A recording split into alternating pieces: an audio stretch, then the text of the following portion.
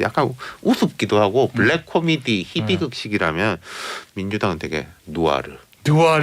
이야 오늘 뭐 썸네일 뽑을 제목들은 마구마구 나오네. 블랙 코미디냐 누아르냐. 저는 준스톤이냐 준돌이냐. 일단은 뭐 들어가기 전에 준스톤. 네. 이 준스톤이 원래 스톤이 네. 그냥 스톤이 아니에요. 보석의 의미거든요. 근데 요새 이 준스톤, 이 스톤이 보석이 아니라 그냥 돌 같아요. 돌. 그래서 준스톤이 맞는 건지 준돌이가 맞는 건지 제가 좀 잘 모르겠는데 결론은 이겁니다. 준돌이가 됐다. 네? 그게 개인적으로는 기분이 나쁠 수가 있어요. 그리고 조수진 의원이 최고가 먼저 잘못한 게 맞아요. 뭐 그 부분은 그렇죠? 다 동의하는 거죠. 이준석 이분이 누굽니까? 선출직 당 대표예요. 네. 그러니까 본인을 이준석 개인으로 찍어주지 않고 네. 당 대표의 역할을 하라고 찍어준 사람들이 있잖아요. 네. 근데 그 역할이 뭐예요 지금? 지금 이 선거를 시기에 이겨라. 가장 중요한 거. 대선 이겨라. 대선. 이 치명적인 시기에 이렇게 하면 이게 모든 게 타이밍인데 예? 지금 이거는 당 대표로서는 해서는 안 되는 정말 어떻게 보면 어른들이 이야기를 하면은 좀 철없다고 얘기할 수 있는 그런 모습이잖아요. 근데 저는 이번 사태가 저희 추측인데 김종인 위원장과 이준석 대표가 좀 짜고 친 고스톱이 아니었느냐라는 생각이 들어요. 그러니까 잠깐 이 조수진 최고위원하고 윤석 대표가 사이 안 좋은 거 세상에 다 아는 사실이었고 그동안 빌미를 조수진 최고가 준 것이지. 그거는 표면적인 이유일 뿐이다. 타이밍만 노리고 있었다라는 생각이 드는 게 우리 김상일 평론가 말씀 잘해주셨듯이 좀 과한 반응 액션이 나왔거든요. 아까 조수진 최고위원 문제만 가지고 당대표 다 물러나는 거는 과하다. 과해요. 네. 그러고 김종인 위원장은 기다렸다는 듯이 아이 선대위 내가 2주 동안 한번 해보니까 이거 가지고는 대선 못 이길 것 같아. 이거 선대위 좀 개편해야 될 것 같아. 내가 선대위 구성에 내가 관여 안 해가지고 내가 뭐 누가 뭐 하는지 날 잘 몰라. 헬기 띄워가지고 이것 좀 구조조정 해야 될 것 같아. 이런 식의 얘기했거든요. 너무 아기가 잘 맞아요.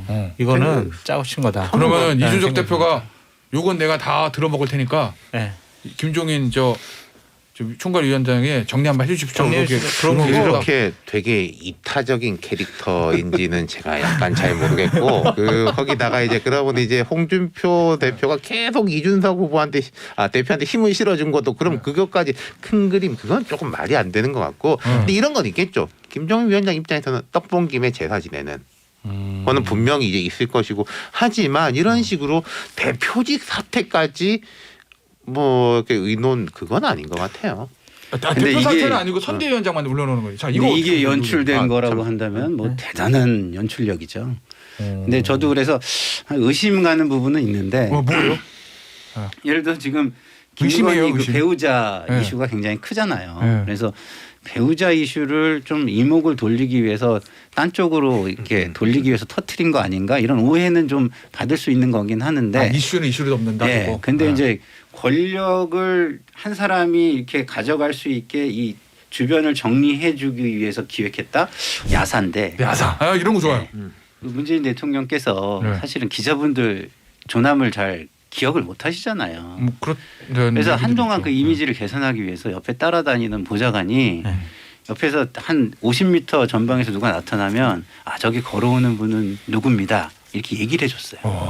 그러니까 사람들이 다 좋아하는 거예요. 문재인 그 당시 그 의원이 탁 지나가면서 김상일 동문 잘 있었어요. 뭐 이런 식으로 얘기를 해주면 약간 짜릿하잖아요. 그럴 수 있지. 그런 게 있는데 제가 보면 윤석열 후보 옆에 정치권 선수가 하나 붙어야 되는데 없는 거예요. 제가 그럼 방송을 그만두고 수행으로 갈까요? 그러니까 우리 장 교수 같은 사람이 하나 딱 붙으면 김상일 특보가 말씀하신 그걸 노멘클라투라라 그래요. 이게 로마 때부터 있던 거예요. 노멘클라투? 로마 귀족이 원로 로마 선거하잖아요. 원로 민회 선거를 할 때 그럼 이제 시민들 보면은 누구 내 집 해자들 누굽니다라고 하는 것을 그 출마한 사람이 다 모르잖아요. 옆에서 노멘이 이름이에요. 이름을 불러주는 사람이 노멘클라투라 특권 기층이라는 게 맨 권력자 옆에서 그런 걸 해주는 사람이 노멘클라투라라는 뭐 잠깐 상식 코너였어요. 멋있다.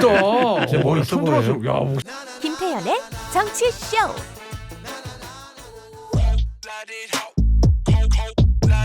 좋은 시사 방송 고르는 법 분석이 뻔한 헐렁한 평론 꺼지시고 정치자분 너희 바라는 진직해 싸움닭들도 나가시고 그 신선도 떨어진 뉴스로 가득한 시사방송 이것도 나가라 이 말이야. 어? 자 그럼 어디 보자. SBS 김태현의 정치쇼 그 여의도 타짜만 남았네.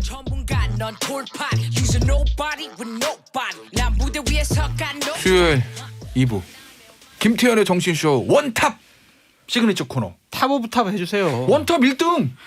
예, 탑 오브 탑. 예, 탑 오브 탑 1등. 예, 퍼스트 클래스. 네. 시그니처 코너. 여의도 타짜 시간입니다. 야, 이 여의도 타짜는 원래 돈 받아야 돼요. 각 캠프에.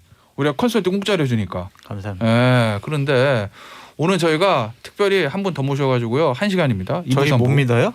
예? 윤태곤 실장하고 저랑 못 믿어요? 왜 한 분을 왜 불렀어요? 아주 훌륭하신 분이래요. 분량 욕심이 있으시네. 너무하시네. 저기 저 엑스파일 공개하시면 저희가 하루 그냥 2시간 통으로 드릴게. 엑스파일이 뭐예요? 예. 그 저 장성철 소장이 원샷을 받고 싶다. 그럼 저희가 말씀만 하시면 저희가 그냥 통으로 2시간. 예. 죄송합니다. 어쨌든 오늘 2부 3부 1시간에 진행할 거고요. 기존에 우리 장성철 대구 가톨릭대 특임 교수, 윤태권 더모아 정치부장 실장 모셨고 그리고 지금 뒷모습만 보이고 계십니다. 김상일 이재명 캠프 언론특보 모셨어요. 안녕하세요. 예, 안녕하세요. 예. 오늘 또 우리 저뿐만 아니라 우리 이 세 분, 그러니까 저까지 넷이 다 원래 또 다 알던 사이이기 때문에 이게 네. 합이 좋습니다. 우리 이 방송이 합이 좋아야 돼. 김상일 특보님은 제가 생각해보니까 한 21세기 초부터 아는 사이인데 21세기 초. 그렇죠. 21세기 초 네. 대단하신 분입니다. 네, 저도 그렇게 민주당에서는 정말로 네, 대단한 브레인 분이세요. 오브 브레인. 저는 2004년도부터 알았습니다. 네. 그때는 하늘을 찔렀어요. 권력이. 그래도 쥐구멍을 어디 뚫어놓고 지금 말씀들을 하시는 건가? 제가 전화해도 전화도 안 받고 네. 되게 무시를 많이 당했었다. 라는 생각. 장성철 교수가 하늘을 찌를 시절이 2014년 5년 아니었나요? 2014, 15년. 네, 그다음 16년부터 이제 암흑의식에 들어서기 시작한 거예요. 아주 그냥 껌껌해요. 네, 다 이제 우리 우리 사적으로 좀 아는 분들이 이렇게 친해요. 진영이 달라도 네. 방송할 때 합이 좋아요. 그래서 청취자분들이 또 듣기 편하실 거예요. 오늘 김미희님 문자분 오와 장 교수님 텃세 장난 아니네요. 야, 저 이럴 때라도 부려야지 언제 부립니까? 네, 왜 한 사람을 더 불렀나 말이야. 내가 원샷 받아야 돼. 요 얘기 하셨어요. 오늘 주제가 뭔지 아마 대부분 예상하실 건데요. 정치쇼 셀럽들의 얘기부터 좀 듣고 올게요. 대선을 70여일 남겨두고 정치판은 그야말로 사과 대선이다. 나는 그렇게 봐요. 이재명 윤석열 후보 사과에 이어서 이번에는 국민의힘 조수진 공보단장이 준스턴에게 한 그 사과가 또 논란이다 이 말이야. 정치에는 사과할 일을 일체 만들지 말아야 하겠지만은 그래도 사과를 해야 하는 상황이 되면 진심을 담아야 하는 게 미덕이다 이 말이에요. 내가 정치를 잘하려면 사과의 기술이 있어야 되는데요. 자, 제가 한번 노래로 광PD 음악 큐. 쏘리 쏘리 쏘리 쏘리 느까 먼저 느까 뭐 이래 막 슈퍼주니어도 뭐 노래로 이렇게 얘기했잖아요. 내가 먼저 사과해라. 뭐 다스는 누가 여러분 이거 다 거짓말하는 거 아시죠? 안 돼. 한가하게 노래 부르면서 사과 타령할 때가 아니에요. 안녕하세요, 김원현인데요. 준스톤이 조수진 단장 사과도 안 받고 선대위 사퇴까지 했잖아요. 윤석열 후보에게 줄 비단 주머니, 어이구 이게 아까워서 어떡해요? 안녕하세요, 주연이 걸랑요. 윤석열 후보 아니고 주연이 걸랑요. 자식아 임마, 울산 회동처럼 저 극적 합의도 남아있지 않아? 나는 저 이렇게 보고 있어 지금. 타짜 양반들 내 전망 어때? 나도 저 타짜 자리에 저 어떻게 살짝 저 끼워줄만 합니까? 에? 오늘 주제는요. 앞서 제가 오프닝 때도 예고해드렸는데 요겁니다. 제3차 준스톤 대전. 2차로 끝날 줄 알았는데 또 시작됐습니다. 일단 문자부터 소개해드릴게요. 3465님. 성대모사를 해야 되는데. 국힘당 그만해. 이러다 다 죽어. 이거 3465님의 말씀입니다. 1번 할아버지의 얘기. 박형근님. 윤 후보 적재적소에 사람 잘 배치한다더니 화합이 안 되네요. 3765님. 국힘은 후보자가 나서서 해결해야 하는 거 아닌가요? 왜 후보가 아닌 거 왜 후보가 아닌 것 같죠? 리더십이 아쉽네요. 뭐 이런 문자들을 보내주셨는데 일단 이것부터 얘기해 볼게요. 우리 한 분씩 말씀. 우리 준스톤 네. 이준석 대표가 네. 왜 저런 선택을 했을까요? 본인이 기강이 본인의 지시사항 그리고 선대위 차원에서의 기강 이런 것들이 하나도 먹혀 들어가지 않고 있다. 자기 역할에 대해서 상당히 회의감을 느꼈다라는 생각이 듭니다. 조수진 단장이 지속적으로 본인의 지시에 대해서 거부를 한 부분도 있지만 그리고 조수진 단장이 후보의 뜻입니다라고 하면서 몇 번이나 선대위에서 선대위의 결정과 논의사항을 바꿨어요. 흐름과 방향을. 그거에 대해서 기분 나빠했었는데 저는 조금 우리가 간과하고 있지만 신지혜 부위원장 영입이 준스톤에게는 상당히 좀 충격이 아니었을까. 상당히 본인과 대척점에 있었고 주의 주장이 국민의힘과 좀 맞지 않아요. 강한 페미니즘이고 탈원전을 주장했던 사람이거든요. 과연 이 사람을 왜 영입했을까? 당대표인 나랑 상의도 없이 그 부분에 대해서 선대위가 이렇게 굴러가서는 안 되겠다라고 생각한 것 같습니다. 자 그러면 우리 두 분께 그거 여쭤볼게요. 이제 총괄적으로 개괄적으로 뭐 어쨌든 불만이 없을 수는 없을 건데 그리고 조수진 공보단장은 누가 봐도 조수진 공보단 잘못한 건 맞는 거잖아요. 맞죠. 잘못한 건 맞아요. 그렇죠. 왜냐하면 뭐 지지 체계를 어기고 뭐 내가 당신 말을 왜 들어? 그쪽. 그쪽 말을 왜 들어? 난 후보 말만 들을 거야. 엔드. 그 조롱 섞인 유튜브 영상. 저도 사실 그 유튜브 영상 받았거든요. 조수진 공보단장한테. 근데 측근입니까? 카톡으로 그냥 받았어요? 여러 명 뿌릴 때 그냥 원오브 데모로 받은 거지. 카톡으로 받았어요? 근데 저한테는 안 보내던데. 되게 기분 나쁠 거 아니에요. 준스톤 입장에서 보면. 그러니까 잘못한 거 맞는데 그렇다고 해서 여기 이 상황에서 당대표직 물러나는 게 잘한 선택이지 아니지. 그 평가는 어떻게? 제가 얘기할까요? 예. 일단은 뭐 들어가기 전에 준스톤. 이 준스톤이 원래 스톤이 그냥 스톤이 아니에요. 보석의 의미거든요. 보시면 알겠지만. 저기 저 어벤져스 인피니티 스톤 이런 건가? 거기서 따온 거잖아요. 그래요? 근데 요새 이 준스톤, 이 스톤이 보석이 아니라 그냥 돌 같아요. 돌. 그래서 준스톤이 맞는 건지 준돌이가 맞는 건지 제가 좀 잘 모르겠는데 결론은 이겁니다. 준돌이가 됐다. 네? 개인적으로는 기분이 나쁠 수가 있어요. 그리고 조수진 의원이 최고가 먼저 잘못한 게 맞아요. 뭐 그 부분은 그렇죠? 다 동의하는 거죠. 이준석 이분이 누굽니까? 선출직 당 대표예요. 그러니까 본인을 이준석 개인으로 찍어주지 않고 당 대표의 역할을 하라고 찍어준 사람들이 있잖아요. 근데 그 역할이 뭐예요 지금? 지금 이 시기에 가장 중요한 거. 대선 이겨라. 대선. 이 치명적인 시기에 이렇게 하면 이게 모든 게 타이밍인데 예? 지금 이거는 당 대표로서는 해서는 안 되는 정말 어떻게 보면 어른들이 이야기를 하면은 좀 철없다고 얘기할 수 있는 그런 모습이잖아요. 그리고 본인이 아까도 얘기했지만 책임져야 될 사람들에 대해서 나 하나만 생각하고 책임질 사람들은 전혀 생각하지 않는 모습. 뭐 이런 모습이 아닌가 싶습니다. 민주당 좋아하실 거 아니에요. 근데 그거 물어보려고 그랬어요 지금. 막 속으로는 좋으시죠. 웃어. 그냥 웃음이 나오나 봐요. 아니 뭐 좋다 이런 얘기를 남의 불행을 보고 이렇게 할 정도로 저희가 뭐 점잖지 않고 솔직하게 하세요. 그냥. 민주당 이야기 점잖은 사람들인데. 자, 근데 이런 게 있는 것 같아요. 제 다른 각도에서 조금 보면은 그 울산 회동, 울산 선언 한 보름쯤 됐죠.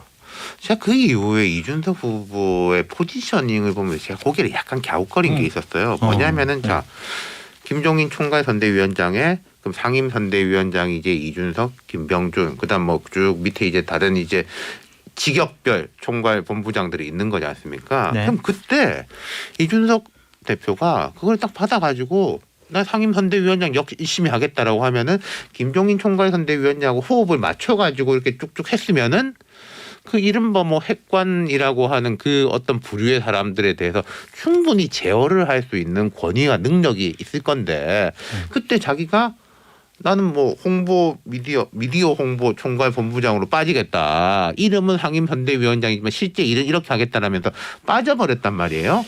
그러니까 조수진 그 전 공보단장하고 충돌하는 걸 보면은 뭐 조수진 단장 이야기는 그거죠. 당신은 미디어 홍보 총괄이라고 말하지 않았냐. 근데 왜 나한테 이런 지시를 하냐라고 하니까 그때 이준석 그 대표는 나 상임 선대위원장인데 체계가 안 맞다라는 거잖아요. 그 빌미를 준 게 있는데 저는 그 보름 전으로 돌아가면은 그게 이해가 잘 안 돼요. 왜 이준석 그 대표가 그랬을까? 상임선대위원장 자리를 탁 틀어주고 있었으면 사실 요즘 뭐 죄송한 말씀이지만은 김병준 위원장은 뭐 별 말씀도 없으시잖아요. 그리고 당에 원래 기반이 강한 사람도 아니고 그랬으면 훨씬 더 일도 되게 만들고 자기 뜻도 잘 구현을 할 수 있었을 건데 그게 좀 갸웃그려져요. 스스로를 왜 저 홍보 미디어 본부장 역할에만 한정시켰느냐 뭐 이런 말씀이시구나. 그렇죠. 김종인 위원장에게 좀 띄워주려고 그런 거 아닐까요? 아니 옥새 들고 나르샤에 그 같이 하셨던 우리 장 교수님. 옥새는 총무국에 있었다니까 자꾸 왜 허위 사실을 유포하고 그래요.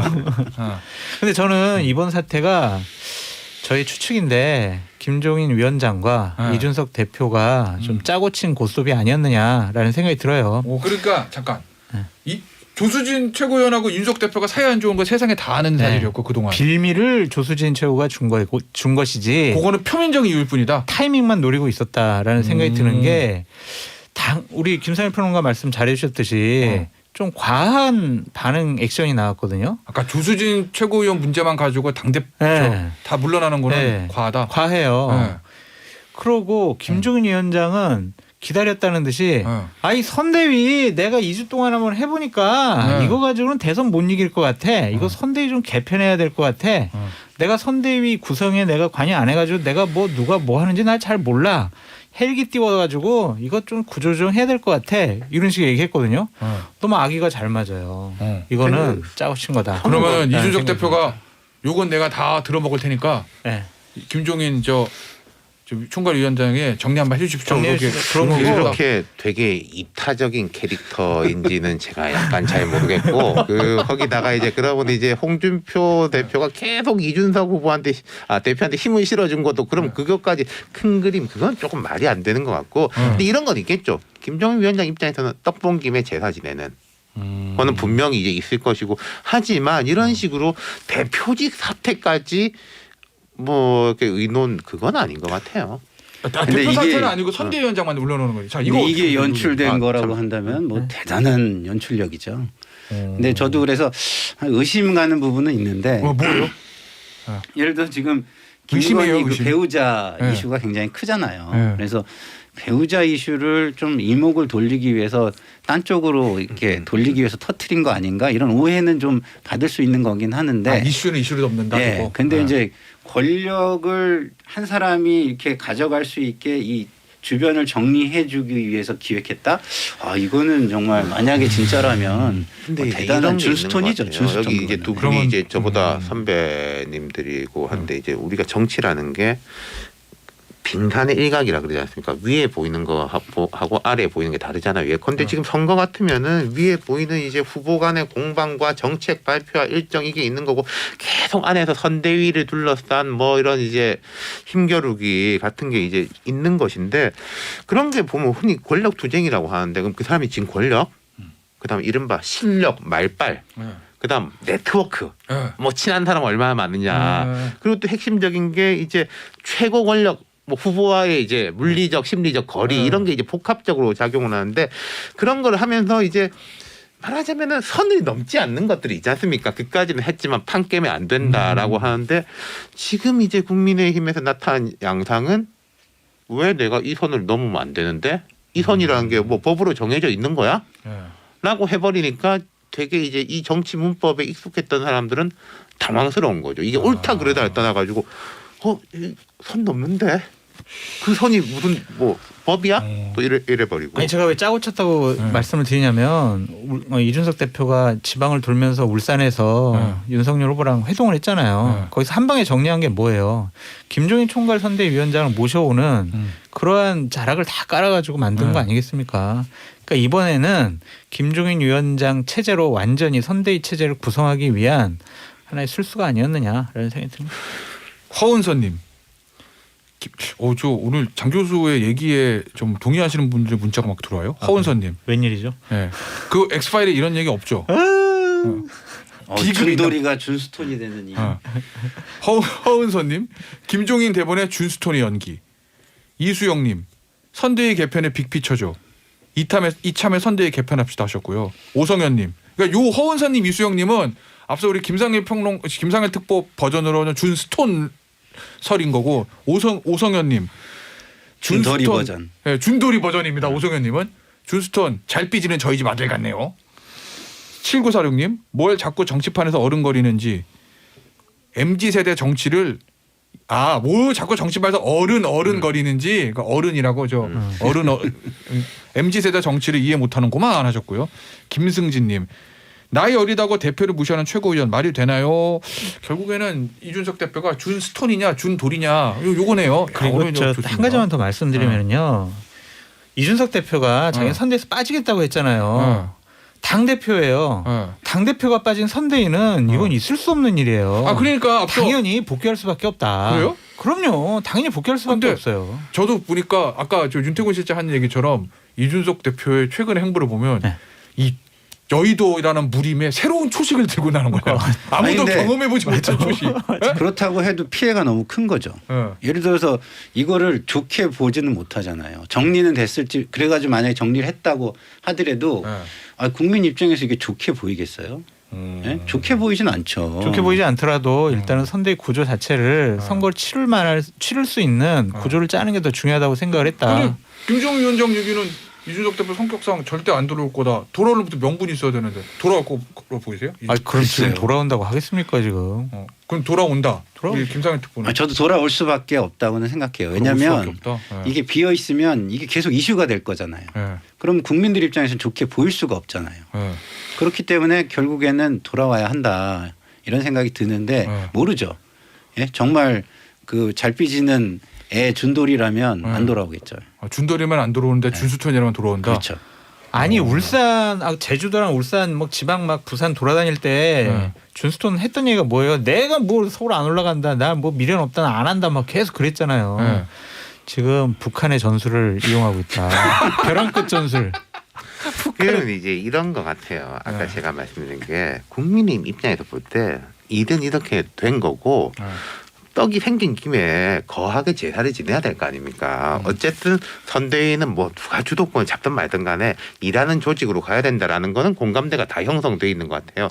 이른바 윤핵관이라고 하는 분들 가까운 분들도 이게 이래가지고 안 된다. 김종인 위원장 데리고 와야 된다라고 하는 직장 비슷한 모습이 이제 하나가 있는 거고 두 번째는 이제 이준석 대표의 문제인데 자 이게 이준석 대표 입장에서 볼 때 그럼 이게 이제 내가 빠져가지고 너무 이제 폭망해버리면은 다 덮었을 수 있는 거고. 그런데 내가 없는데도 잘 돌아가. 그래가지고 이준석 그런 일이 있었나? 라고 하면은 이것도 되게 곤란해지는 거잖아요. 뭔가 약간 어중간한 지점에 있을 때 그러니까 제가 생각할 때는 저도 돌아올지 안 돌아올지는 모르겠습니다만은 오늘이 22일이군요. 네. 한 29일, 30일 정도가 마지노선이 아닐까. 그렇게 해서 하고 그다음에 뭐 1일, 2일은 약간 보내고 그럼 한 1월 신년부터는 실제 업무에 들어가는 모습으로 그 정도 스케줄을 넘기면은 쉽지 않아질 거다. 킹덤 보는 것 같아요. 킹덤. 그건 안 봐가지고. 나중에 내가 못 먹으니까 좀비 풀어서 다 같이 죽어 막 이런 것 같아요. 지금. 그러길 바라는 거 아닙니까 지금? 너무 좋아하시는데? 네? 저기 2027님 정치 어린이 정린이가 궁금한 게 있어요. 윤 후보님은 왜 자꾸 나서지 않고 난 이런 거 싫어. 너네가 다 정리하고 나 대통령 만들어줘. 이렇게 숨어서 불만만 토로하나요 하셨는데 요 얘기 윤 후보의 리더십하고 이 갈등의 봉합 방법 요거는 저희가 잠시 쉬었다가 3부에서 말씀드릴게요. 여기 오늘 3부에서는 요 얘기부터 해볼게요. 앞서 문자도 많이 들어왔는데 윤석열 후보의 리더십의 문제가 좀 제기가 되잖아요. 어찌 됐건 간에 후보가 원탑인데 지금 선대위 내에서 상임선대위원장하고 뭐 수석 부위원장 간에 다툼이 있고 막 상임선대위원장 그만두고 이러는데 이거를 정리를 안 하고 보고만 있는다. 뭐 이런 비판은 피할 수 없을 것 같긴 한데. 그러니까 타이밍이 좀 늦는 것 같아요. 계속적으로. 김종인 위원장 모실 때도 그랬었고 이번 건도 그냥 처음에는 민주주의 아니겠습니까? 라고 얘기를 하시고 그 다음 날에 이런 사단이 벌어졌잖아요. 그 전에 미리 좀 준스톤하고도 얘기도 하고 김종인 위원장과 확인을 하고 조수진 공보단장한테 좀 이런 일이 있으니까 좀 뒤로 물러나 있어라 이런 식으로 좀 접근을 했으면 이런 사단이 안 벌어졌을 것 같은데 좀 타이밍이 늦는 것은 문제다라는 생각이 들고 선거대책위원회는요 어쨌든 후보가 최종적으로 관장할 수가 없어요. 후보는 표 얻으러 다녀야 되거든요. 김종인 총괄선대위원장한테 모든 걸 맡기시는 게 맞다라는 생각이 듭니다. 김상일 평론가. 옆에 정치권의 선수가 하나 좀 따라다녀야 되거든요. 그러니까 이거는 뭐 좀 약간 그 야사인데. 야사. 아, 이런 거 좋아요. 네. 문재인 대통령께서 네. 사실은 기자분들 조남을 잘 기억을 못 하시잖아요. 그래서 한동안 그 이미지를 개선하기 위해서 옆에 따라다니는 보좌관이 네. 옆에서 한 50m 전방에서 누가 나타나면 아 저기 걸어오는 분은 누굽니다 이렇게 얘기를 해줬어요. 그러니까 사람들이 다 좋아하는 거예요. 문재인 그 당시 그 의원이 탁 지나가면서 김상일 동문 잘 있었어요. 뭐 이런 식으로 얘기를 해주면 약간 짜릿하잖아요. 그럴 수 있지. 그런 게 있는데 제가 보면 윤석열 후보 옆에 정치권 선수가 하나 붙어야 되는데 없는 거예요. 제가 그런 방송을 그만두고 수행으로 갈까요? 그러니까 우리 장 교수 같은 사람이 하나 딱 붙으면 김상일 특보가 말씀하신 걸 노멘클라투라라 그래요. 이게 로마 때부터 있던 거예요. 노멘클라투? 로마 귀족이 원로 로마 선거하잖아요. 원로 민회 선거를 할 때 그럼 이제 시민들 보면은 아 누구 내 집 해자들 누굽니다라고 하는 것을 그 출마한 사람이 다 모르잖아요. 옆에서 노멘이 이름이에요. 이름을 불러주는 사람이 노멘클라투라 특권기층이라는 게 맨 권력자 옆에서 그런 걸 해주는 사람이 노멘클라투라라는 뭐 잠깐 상식 코너였어요. 멋있다. 진짜 멋있어 보여요. 야 멋있다 윤통훈 실장. 근데 어쨌든 무슨 얘기 다 말았지? 자 윤통훈 실장 어떻게 생각해요? 그러니까 뭐 윤석열 후보의 리더십. 그러니까 이제 윤석열 후보에 대해서 좋게 보면 뚝심이라고 그랬잖아요. 딱 버텨가지고 검찰총장 때부터 이까지 왔다. 그리고 그거 이제 이면이 방금 장 소장님이 말씀하신 그런 거니까 이건 뭐 결과론으로 가봐야 될 것 같고 제가 생각할 땐 그래요. 우리가 이제 과거 선거들을 보면은 92년 YS, 07년 MB, 17년 문재인 대통령 될 때는 되는 판이고 97년 김대중, 이회창, 2002년 노무현, 이회창, 12년 박근혜, 문재인은 사실 누가 됐어도 이상하지 않아요. 결과론적으로 아 이래서 됐구나 저래서 저랬고 됐구나 해도 결과론적으로 끼워 맞출 수 있는 건데 저도 지금 선거는 약간 급판인 것 같아요. 누가 돼도 이상하지 않는 현재까지는. 그래서 윤석열 후보가 대통령이 되면 뚝심이 이겼다가 되는 거고 지면은 그 자꾸 늦고 해가지고 결국은 실패했다. 뭐 이렇게 적응을 못했다. 자 그러면 오늘 요 국힘 내용 선택 마지막 주제는 요거 한번 해볼게요. 앞으로 어떻게 될까? 어떻게 돼야 된다가 아니라 어떻게 될 것 같아요 예상. 저는 오늘은 일단 윤석열 후보가 지방 일정이 있으시거든요. 그러니까 1박 2일 갈지 2박 3일 갈지 아직 정해지지 않았는데 주말에 좀 김종인 위원장, 이준석 대표 세 분이 모여가지고 최종 결론을 내야 되지 않을까. 다음 주까지 넘기면 안 된다라고 말씀드립니다. 그러니까 결론이 날 것 같아요 다음 주까지는? 나야죠. 당위에 나야죠. 안 나면 안 돼요. 네. 저는 모르겠어요. 지금까지의 모습은 좀 약간 그 제가 이제 부산행 영화를 좀 보는 듯한 모습. 다들 좀비가 돼서 자기 눈앞에 보이는 거 뜯어먹고 싶어서 난리다. 선사 후공 대전을 보고 있다. 막 이런 생각이 좀 드는데 이게 잘 되려면 공인의 자세로 돌아와야 돼요. 공인의 자세. 나 개인의 자세가 아니라 공인의 자세로. 그래서 좀 생각을 좀만 바꾸면 잘 될 것이고 그렇지 않으면은 완전히 망가질 것이다. 이게 종이 한 장 차이인 것 같습니다. 지금. 우리 윤종신 씨한테 요거 물어봐야 되겠다.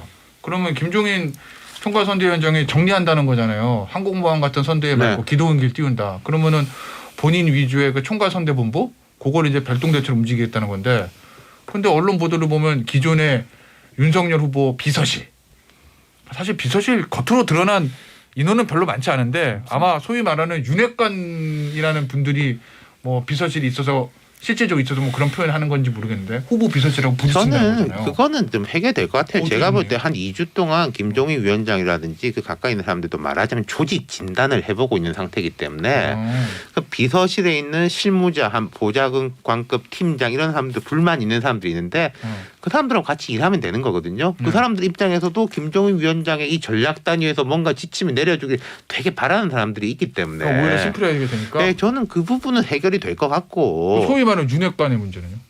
그 사람들은 이제 뭐 어쩔 수 없이 밀리는 거죠. 그리고 이게 공간을 차지하고 쭉 볼을 몰고 가버리면은 그거 뭐 어떡하겠습니까? 뒤에서 구경해야지. 그러면은 우리 저 윤태곤 씨의 얘기는 김종일 총괄선대위원장 정리할 거고 윤 후보는 거기에 따를 것이다 이런 예상이시구나. 그렇죠. 두 분도 그렇게 보세요? 근데 그럴 수가 없어요. 근데 이제 이준석 대표 거는 잘 모르겠어요. 돌아올지 안 돌아올지. 뭐, 당 대표가 선대에 안 들어가는 게 이상하다니까. 그거는 자 우리 세 분의 의견이 다르시구나. 한 번도 본 적이 아니 없어요. 그 비면은 계속 이슈가 될 거예요. 아까도 제가 얘기했지만 국민들한테 결코 좋아 보이진 않아요. 이슈가 안 되면은 또 이 대표는 답답할 수 있다. 왜냐하면은 바로 우리 이 뒤에 이야기할 이런 것들이 있지 않습니까? 바로 합시다 지금. 네. 그러니까 그 얘기가 어제 밤에 그 김문기 씨 대장동의 그렇죠. 정말 핵심 인사들 저 키를 주고 있는 키맨의 극단적 선택한 요 보도 여기 어제 밤에 났었잖아요. 그렇죠.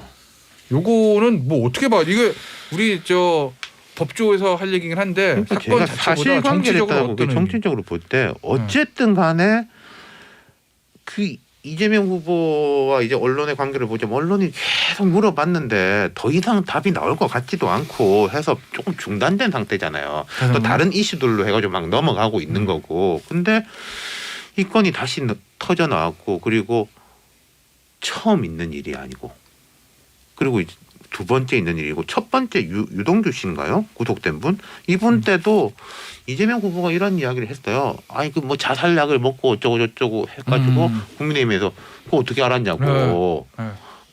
그러니까 이게 자꾸 반복되니까 대장동 이슈가 올라올 수밖에 없다 다시. 그리고 두 번째로는 지금 그 청와대하고 이제 뭐 부동산 해제에 대한 충돌 등 어쨌든 부동산 문제에 대해서 이재명 후보가 강하게 윤석열 후보보다 풍부한 내용을 가지고 이제 계속 붙고 있잖아요, 그렇죠. 세게. 근데 그 부분에 신뢰도라든지 안정성까지 같이 손상을 입을 수밖에 없는 거죠. 대장동이 불거지면. 예. 불거지면서. 그러니까 그렇구나. 이게 김문기 씨와 관련해서 한 가지만 애청자 여러분들께 상기시켜 드릴 게 뭐냐면 이분이 뭐라고 얘기를 했었냐면 우리가 이재명 후보를 공격을 할 때 뭐라고 하냐면 아니 민간 사업자들한테 왜 그렇게 많은 이익을 보장해주는 그런 설계가 됐느냐라는 걸 공격을 하잖아요. 당신이 허가했고 당신이 승인했잖아. 사인했잖아. 당신 책임이야. 이제 이러고 있잖아요. 김문기 씨가 뭐라고 증언을 했었냐면 초과 이익 환수 조항 넣었다가 삭제한 거 맞아요. 자발적인 결정 아니었어요. 이랬거든요. 위에서 지시한 거죠. 그 얘기를 한 핵심 당사자예요. 그러니까 이분의 증언에 따라서 윗선의 개입 여부를 밝힐 수가 있었단 말이에요. 이 핵심 고리가 지금 끊어져 버린 거예요. 그렇기 때문에 저희가 이 부분에 대해서는 상당히 뭘 감추려고 하는 것이 아니냐라고 의심할 수밖에 없다. 정치적으로는 이재명 후보가 악재라는 거예요? 악재죠. 왜냐하면 계속 관련자 분들이 극단적인 선택을 하시잖아요. 그럼 이렇다면 관리를 잘못한 것도 있고 뭘 감추려고 하는 것이냐라는 비판으로부터 자유로울 수가 없다라는 생각이 듭니다. 여기서 이재명 캠프 언론 특보. 아니 후보가 뭐 책임이 드러난 부분에 대해서는 이미 뭐 사과와 유감을 표명을 했죠. 네. 근데 이제 드러나지 않은 부분까지 뭐 이제 더 공격이 이어질 것인지는 전 잘 모르겠습니다. 그건 그러나 그런 공격을 하려면 적어도 어느 정도 근거는 가지고 공격하는 게 좋겠다. 왜냐하면 요새 유권자분들이 굉장히 현명하시거든요. 그래서 과도한 공격을 하면 좋아하지 않아요.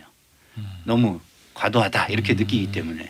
그래서 제가 볼 때는 아직까지는 이재명 후보께서 이야기를 하는 게 뭐냐면 핵심이 뭐냐면 이건 정책 판단의 문제였다.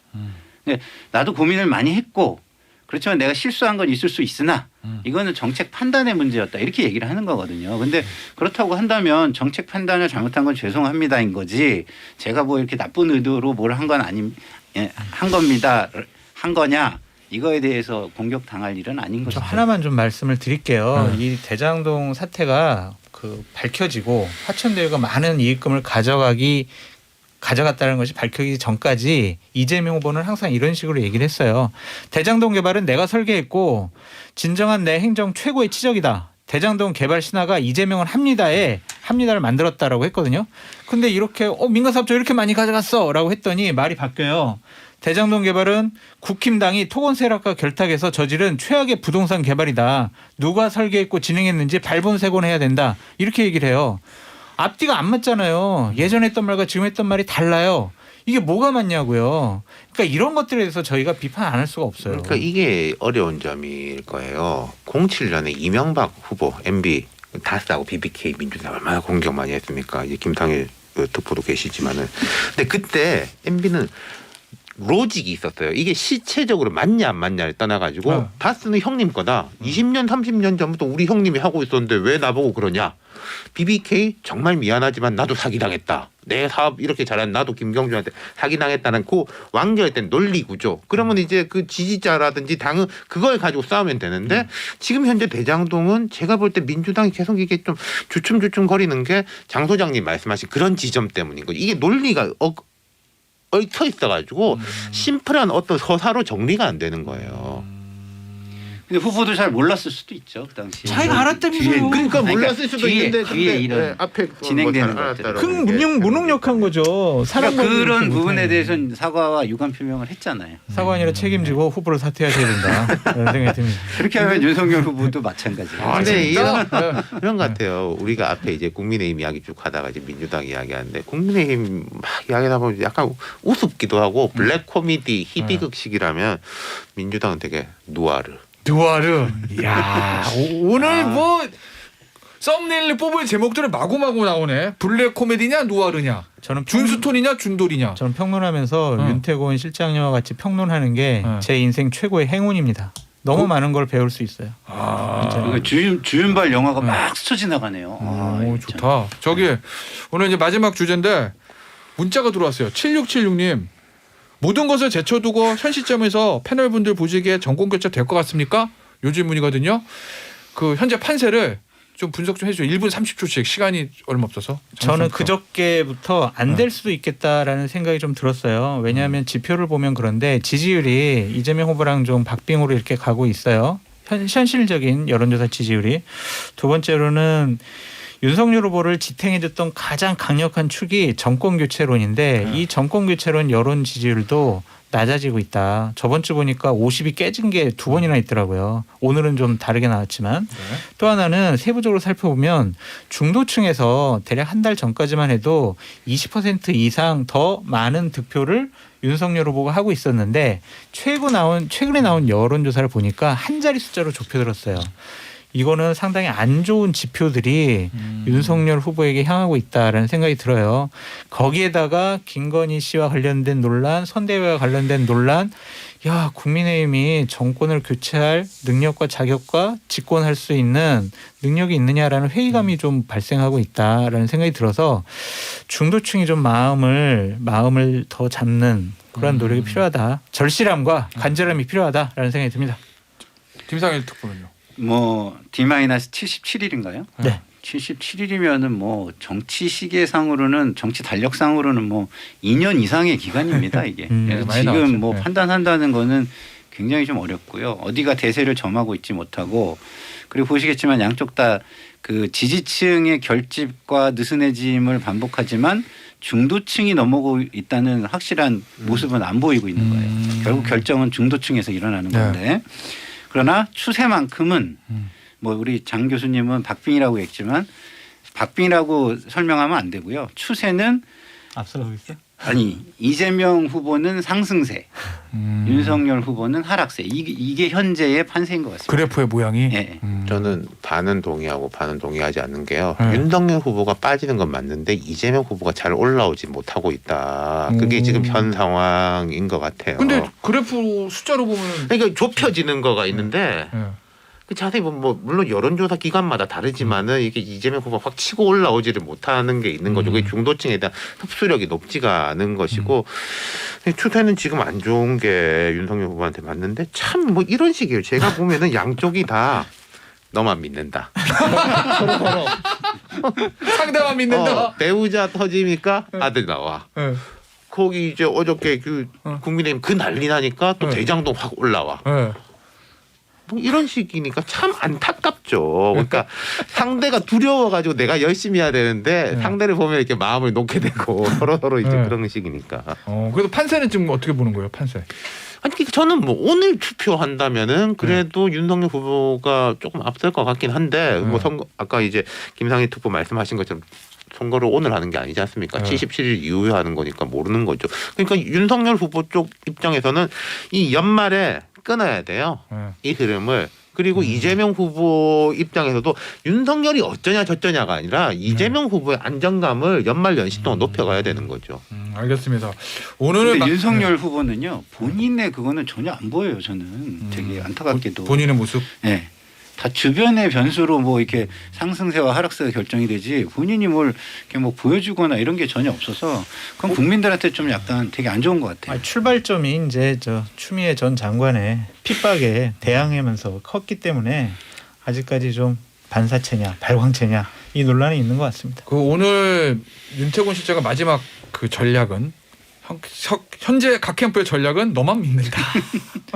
믿을 건 당신이다. 우리에게 상대방 후보가 이재명이잖아. 이거예요? 이쪽은 또 후보는 윤석열이잖아. 상대는 요거라는 거. 이제 77일인데 제 생각에 앞으로 한 2, 3주 동안요.